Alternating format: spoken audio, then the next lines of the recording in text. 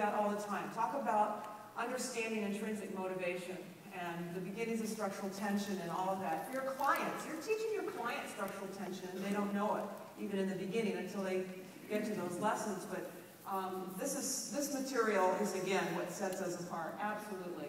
So if it's true that your abilities will grow to match the size of your dreams, which they will, Dan was telling us, and it's also true, as it was in my case, that my dreams have also increased as my ability has grown. What do you say we get into motion? You can't cross the sea merely by standing and staring at the water. Am I right? Okay, I'm going to go through some of this skill stuff pretty quickly, again, because there's so much out there, some wonderful workshops. And I also have a handout that went around on Greg Rex. I'm blessed to have as one of my mentors, Whitney, and he just did a leadership call on creating a compelling elevator speech. I like to call it creating a compelling grocery store speech, because that's where I run into people.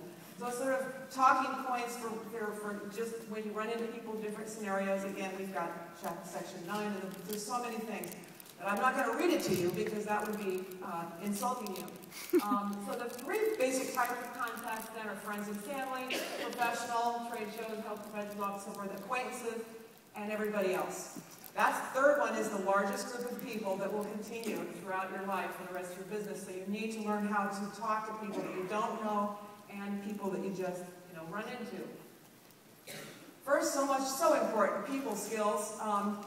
We could do a whole hour on this, right? But just want to talk about a few things. I was reading a book called Social Intelligence by Daniel Goleman, and he said they build people who are sitting across from each other at tables and just conversing. It's amazing how they mimic each other. I mean, eyebrows go up, both of them, the same facial expressions. And I wasn't even aware of that until I started paying attention. And then I actually intentionally started doing that with people. And it's not weird. It's just, it's empathizing. It's when people feel like you're listening. One of the most important things that people need is to feel heard, right? So when you're doing that and you're mimicking their body language and they're staying like this, you stand like that, and you've got eye contact, they feel like you've got a connection. You can feel the energy flow. It really is something. Ask questions again. Tons of this. The handout I just saved. The audience determines. This is very important, but I don't want to spend a lot of time on that. When you're staring at somebody, you're talking to somebody. If you talk to any of the presidentials or globals, or Dr. Anderson comes up and talks to you, he locks onto you, right? You are his entire focus. That's what you should be doing when you're talking to people and asking them questions about what's missing in their life and their health and all of that. Somebody walks by and you can see the peripheral vision at somebody you know, don't go, oh, hi. It's not creating that empathy and that connection. All right, practical tip, less is more. You don't run over people, you just dribble a little bit, ask questions, never leave a conversation that's even mildly interested in this without getting their contact information. Carry business cards. I always give out 2 or 3 people, because it's always, who do you know? If you know anybody else, could you pass these on? Little tips. All right, actions. Again, there's tons of this. Top 100, make your 100 list and your top 20. And yesterday, did everybody hear Greg talk about the practice partners? Oh, not everybody. Okay. Well, basically, it's just a new way to do a 3-way call with your business coach, which is a phenomenal tool.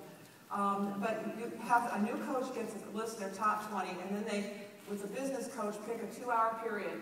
And the new coach calls these top 20 and says, listen, we're going to be doing this. Would you mind if I have my business coach call you with me on the phone, because I'm doing this new thing. I really want to learn how to get good at presenting, and I'm not real good at it. Because we're not trying to talk into anything, but I need to hear this. Would you mind? Ask them to do you a favor. Somebody, preferably the first 5 people will be people you are sure would not be interested in the program. Did you hear me right? Why would I do that? You're sure they're not, you're definitely not interested, you don't care, not attached to the outcome, because you know there's no outcome, right? They're not interested. So just ask them to be practice partners. Frieda and Ed Keller did this with a very excited new coach. Got about 10 people over 2 hours, made the calls. After a couple, the new coach started doing the talking. And they got this coach to her cabin, senior coach, in those 2 hours.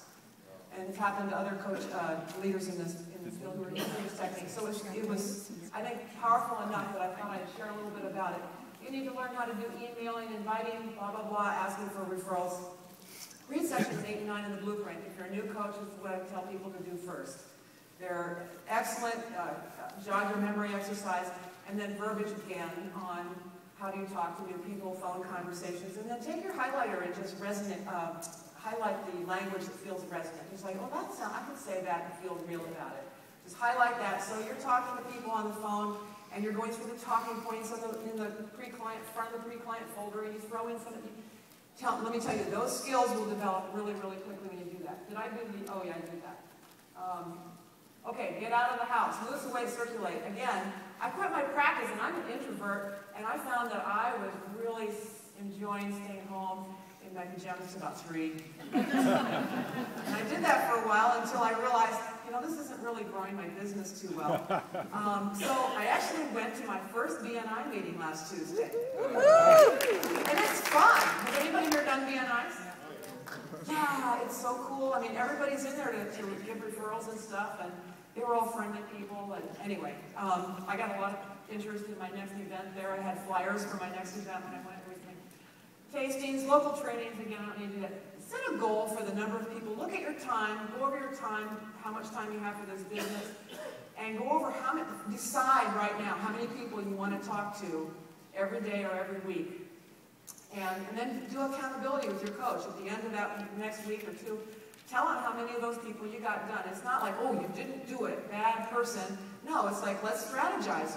That was your goal. That's what you thought you could do. If it didn't happen, why didn't it happen? Let's just strategize this. And also, do you still want to be ED by July or whatever your goal is? Because that's right. That's how we set these goals. But use some kind of accountability with your business coach.